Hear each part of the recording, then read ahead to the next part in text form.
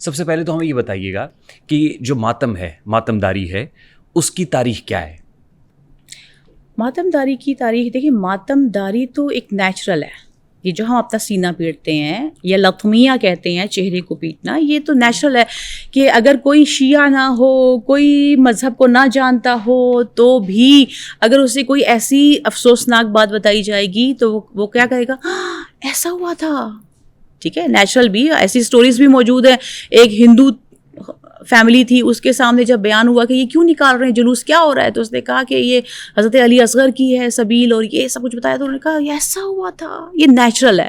اس کو ہم تھوڑا منظم انداز میں جب امام حسین علیہ السلام کی جیسے خطاب ہوتا ہے اس طرح سے اس کو شاعرانہ انداز میں بھی پڑھ دیتے ہیں اور ساتھ میں اس کو ماتم کر دیتے ہیں، تو اس میں کوئی حرج نہیں ہے. اب آیت مبارکہ کا مفہوم ہے کہ شہید مردہ نہیں زندہ ہیں اور اللہ کے حضور سے رزق پاتے ہیں، لیکن تم شعور نہیں رکھتے. اب یہ مفتی طارق مسعود صاحب نے ایک سٹیٹمنٹ دیا ہے، میں آپ کے سامنے. بھی یہی ہے، ہمارے نبی صلی اللہ علیہ وسلم نے نوحہ کرنے سے منع کیا ہے. صحیح حدیثیں جن پر لعنت کی گئی ہے. اہل بیت کبھی بھی میتوں پہ چیخے نہیں مارتے تھے، کبھی بھی نوحے نہیں کرتے تھے، صبر کر کیا انہوں نے. تو ہمیں بھی کیا حکم ہے میرے بھائی؟ نہ ہم نے برسیاں منانی ہیں اور نہ ہم نے گریبان چاک کرنے ہیں، نہ ہم نے سینوں کو پیٹنا ہے. اور ویسے بھی شہید تو زندہ ہوتا ہے اور ہم زندہ جاوید کا ماتم نہیں کرتے. نہیں، ان کی بات میں کہوں گی تضاد ہے. پہلے انہوں نے کہا کہ ہم شہید زندہ ہوتے ہیں، پھر انہوں نے کہا کہ میت پہ رونا نہیں چاہیے. آپ پہلے یہ فیصلہ کریں کہ وہ میت ہیں یا زندہ ہیں. ٹھیک ہے. دوسرا یہ ہے کہ ماتم کرنا یا اپنے آپ کو نقصان پہنچانا، یہ چیزیں جو بھی ہیں آپ قرآن میں دیکھ لیں کہ حضرت یعقوب علیہ السلام نے سورہ یوسف میں ہے نا، حضرت یوسف علیہ السلام ان کی آنکھوں سے غائب جو ہو گئے تھے تو کہا واہ اسفا، ہائے افسوس. یہ ماتم ہی ہے، ہائے افسوس. اور وہ اتنا روئے تھے وَبْيَضَّتْ عَيْنَاهُ، ان کی آنکھیں سفید ہو گئی تھی، یعنی انہیں نظر نہیں آتا تھا. ٹھیک ہے، نابینا ہو گئے تھے. تو کیا وہ اپنے آپ کو، جو لوگ آتے تھے آگے کہتے تھے کہ آپ نہ رویا کریں، کیوں روتے ہیں، حضرت یوسف تو زندہ ہیں، آپ کو ملیں گے، آپ اپنے آپ کو کیوں نقصان پہنچا رہے ہیں. اب وہ غلط کر رہے ہیں کیا نبی؟ جبکہ خدا تو فرما رہا ہے فَهُوَ كَظِيمٌ. وہ بے صبرے نہیں تھے، وہ صبر رکھتے تھے. وہ قزیم یعنی وہ صبر کر رہے تھے، یعنی رو رہے ہیں، اتنا رو رہے ہیں کہ نابینا ہو گئے ہیں. نابینا ہونے کے بعد بھی خدا فرما رہا ہے وہ بے صبرے نہیں تھے. تو ہم تو اتنا نہیں روئے ہیں کہ ہم نابینا ہو جائیں. بی بی فاطمہ تو زہرا کی آپ ہسٹری کو دیکھ لیں نا، انہوں نے کوئی حدیث مینشن کی ہے؟ کہا حدیثیں ہیں.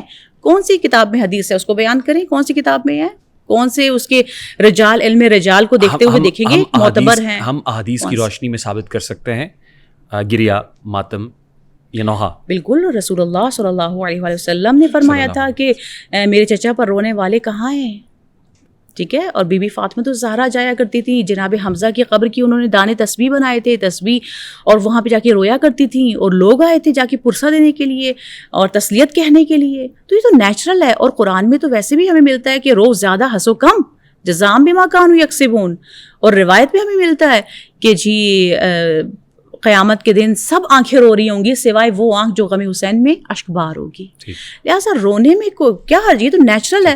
جہاں آپ کی بات آتی ہے کہ جی مثال کے طور پر جہاں شراب نوشی ہوتی ہے اس ٹیبل پہ نہ بیٹھیں، ہاں وہاں پہ اس کے بارے میں آپ بات کریں. یا مثال کے طور پر جو ہے وہ جو بے حجابی ہے اس پہ بات کریں، جو بے نمازی ہے اس پہ بات کریں.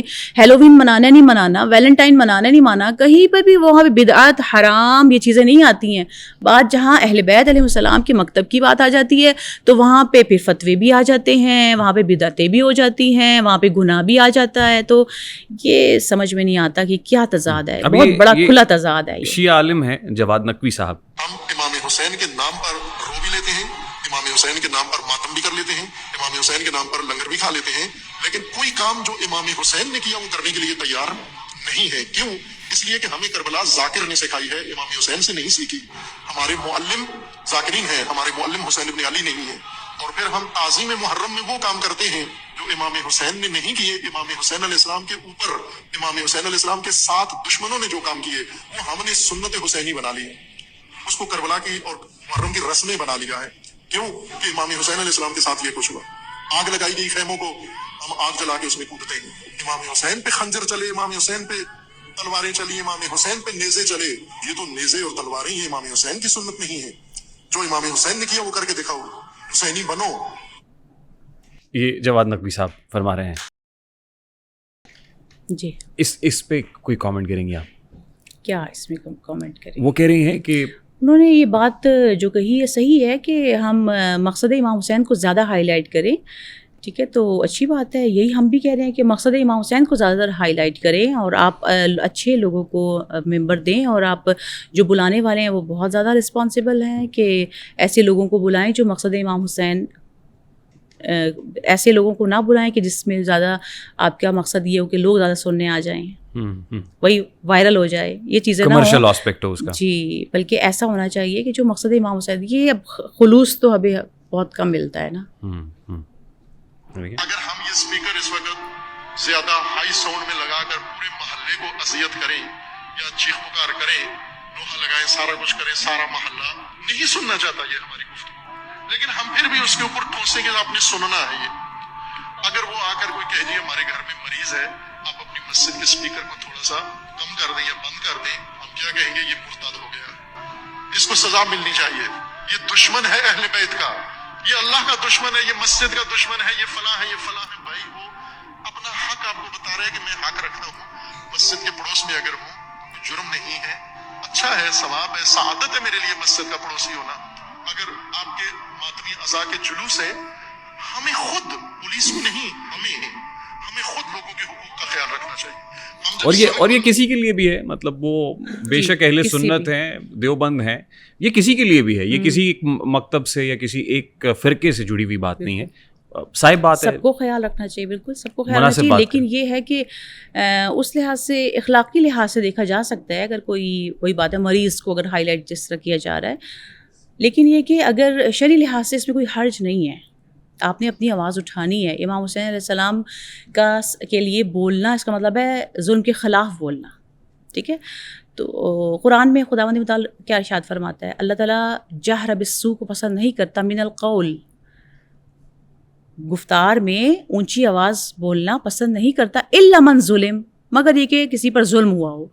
तो इमाम हुसैन अलैहिस्सलाम पे जुल्म हुआ है, और इतना तो आपको फिर बर्दाश्त करना पड़ेगा कि 1 महीना या 10 दिन अगर आपको सुनना पड़ जाता है तो अच्छा है। वतवासौ बिलहक़ वतवासौ बिस्सब्र, आपके कानों तक भी पहुंच रहा है तो ये तो बहुत अच्छी बात है। ठीक, लेकिन उसमें ज़ाहिर है कहीं ना कहीं कुछ ऐसे मिसक्रिएंट्स आ जाते हैं, कुछ ऐसे एलिमेंट्स आ जाते हैं जो उस मैसेज को मटीरियलाइज करने की, कैपिटलाइज या इवन मैनिपुलेट करने की कोशिश करते हैं। फॉर एग्जाम्पल एक क्लिप है, वो गुजरा मेरे सामने, देखिए एग्जाम्पल, ये जिस तरीके से ये मातमदारी हो रही है, इसके ऊपर आप क्या कहेंगे? ऐसी मातमदारी में क्या कह सकते हैं, अभी तो मेरे सब क्लियर नहीं है कि आप क्या पूछना चाह रहे हैं। मतलब आई मीन ये जिस तरीके से इन अ वेरी म्यूजिकल वे, किसी भी जगह पे हो, ये किसी, मैं फिर कहूँगा किसी एक फिरके से नहीं, और भी बहुत सी जगहों पे ये होता है, और हम देखते हैं इस तरह की वीडियोस देखते हैं, ये किसी एक फिरके से, किसी एक सेक्ट से जुड़ा हुआ अमल नहीं है, तो इस तरीके से हो, ये जस्टिफाइड है। हर कोई अपने, जैसे किसी के एरिया में कुछ अंदाज़ है गम मनाने का, किसी के इलाके में कुछ अंदाज़ है, तो हर कोई अपने अंदाज में अगर गम मनाते तो इट्स ओके, ये ओके है, यानी लेकिन रिकमेंडेड नहीं है कि जिस तरह से आपको भी महसूस हो रहा है और बाकी भी कि भाई इतना फास्ट उसमें, तो रिकमेंडेड नहीं है। लेकिन अब ज़माना इस तरफ जा रहा है कि जिसको अगर रोका जाए तो अच्छी बात है, इसको रोकना चाहिए, लेकिन शरई लिहाज से उसमें कोई मकसद वो नहीं आ, इसमें कोई यार नहीं है, शरई लिहाज से तो उसमें कुछ वो नहीं है कि हर इलाका अपने एतबार से, जैसे आपने कुछ मूवीज़ में भी देखा होगा, अरब लोग जो हैं वो दफ बजा रहे हैं, ख़वातीन अपना चेहरा पीट रही हैं, वो थोड़ा सा इस तरह दिखा रहे होते हैं, तो हर कोई अपने अंदाज में अगर इमाम हुसैन के गम मना रहा है तो उसमें कोई हर्ज नहीं है। मैं सिर्फ आपसे ये समझने की कोशिश कर रहा हूँ कि हमें इस क्योंकि हम देखते हैं यौम आशूर की ज़ाहिर बहुत अहमियत है, इस पे भी मैं चाहता हूँ कि आप रोशनी डालें। जैसे ही वो गुजरता है उसके बाद मुहर्रमुल हराम में सब कुछ उसी तरीके से, फिर हम ज़ाहिर 10 रोज़ के लिए तो हुसैनियत को तारी कर लेते हैं, उसके बाद फिर सब नॉर्मल हो जाता है, बैक टू नॉर्मल हो जाता है, back to that normal routine life हो जाता है। क्या ये दुरुस्त अमल है?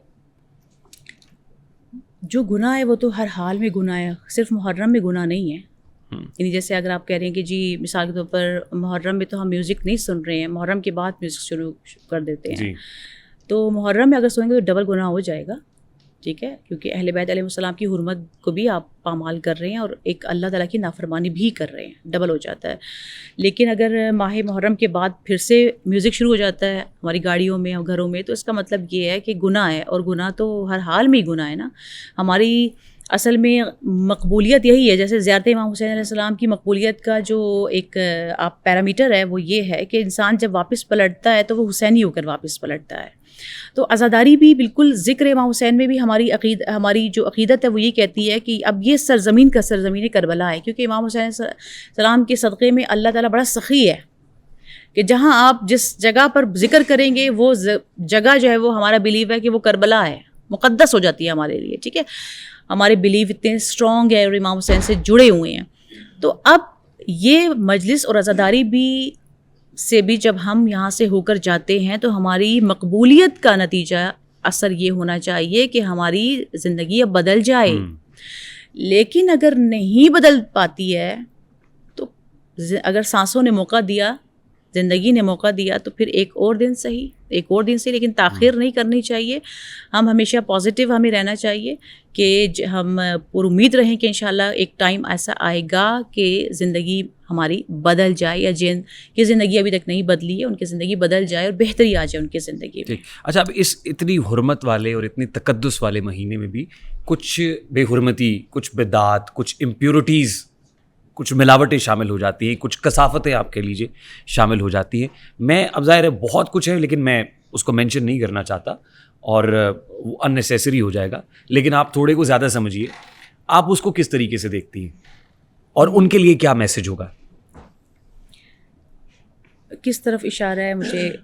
مطلب بہت ساری ایسی چیزیں ہیں جو بدعات کی طرف نکل جاتی ہیں، امپیورٹیز کی طرف نکل جاتی ہیں، حرمت کے تقدس کو پائمال کیا جاتا ہے. جہاں پر دیکھیں جہالت ہے وہاں پر یہ صرف نکل جاتے ہیں، جہاں پہ ماشاءاللہ ایجوکیشن ہے وہاں پر اس طرح نہیں ہو پاتا. ہم نے اس طرح کا انوائرمنٹ اتنا وہ نہیں دیکھا ہے.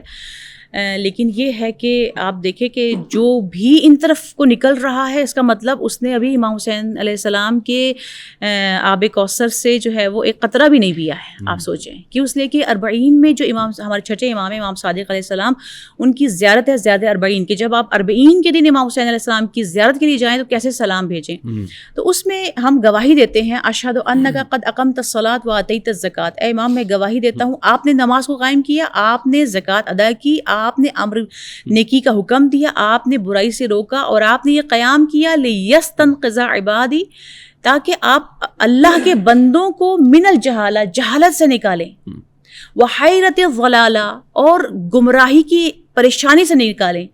تو آپ دیکھ لیں کہ اگر وہ لوگ مجالس میں آنے کے باوجود بھی گمراہی کی ضلالت سے نہیں نکل رہے ہیں یا جہالت سے نہیں نکل رہے ہیں، اپنی بدعتوں میں پڑے ہوئے ہیں، ان کی جہالت چونکہ علم ہی نہیں ہے تو ان میں تو گرومنگ ہی نہیں ہو سکتی ہے، ان میں کوئی لیول نہیں ہے، لہٰذا وہ جب نالج کو نہیں سنیں گے تو ان میں گرومنگ نہیں ہوگی، تو اپنے لیول پر ہی اپنی محبت اور عقیدت کا اظہار کریں گے اور پھر وہ بدعتوں کی طرف نکل جائیں گے، کیونکہ بہتری تو اعمال میں ہوگی نہیں نا.